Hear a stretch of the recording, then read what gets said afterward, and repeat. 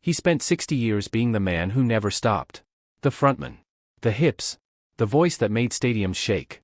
The Rolling Stones, the band that turned excess into art and survival into a brand. While other rock stars of his generation aged, slowed down, disappeared, Mick Jagger kept running. Literally. At 82, he's still on stage. Still moving. Still the person everyone expects to be immortal. But immortality has a cost. And lately, the people closest to him have noticed something different. The man who spent his entire career running has started to run out of people to run with. Brian Jones was the first real loss. The founding member of the Rolling Stones. The guitarist who gave the band its name, its sound, its early identity. He was kicked out in June 1969, replaced before the band even finished the album. Less than a month later, he was found at the bottom of his swimming pool in Sussex. 27 years old.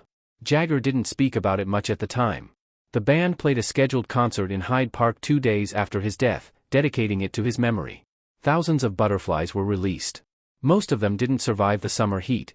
There was something almost prophetic about that image, beautiful, fragile things trying to fly in conditions they couldn't handle. It wasn't the last time he'd watched someone he loved fail to survive the life he helped build. Anita Pallenberg was his partner from 1967 to 1970. She was the woman who defined the Rolling Stones' aesthetic: dark, dangerous, European, untouchable. She had 2 of his children.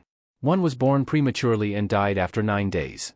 The other, Angela, survived. After their relationship ended, she married Keith Richards. That chapter closed.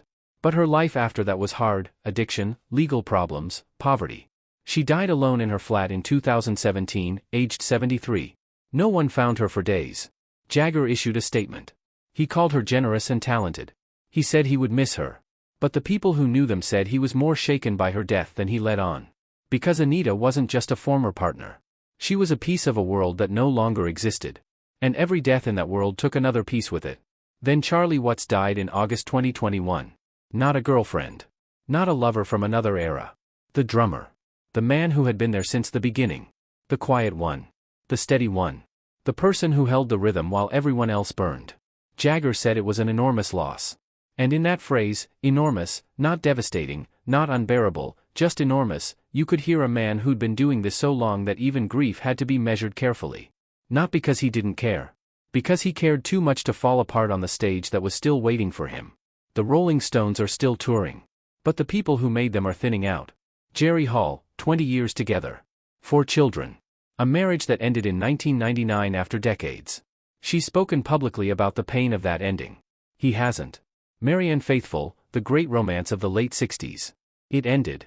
She struggled for decades after with addiction, homelessness, illness. She died in January 2025. Another voice from that era gone. There's a pattern in Jagger's life that most people don't see through the fame and the energy and the non-stop movement. Every era of his life produces people he outlives. Not because he did anything to harm them. Just because he survived it all, and the people who shared that world with him didn't always make it out. That's not a brag. That's a burden. And at some point, the man who spent his life performing survival realizes that surviving means watching everyone else disappear. Subscribe if you want more stories about what fame really costs.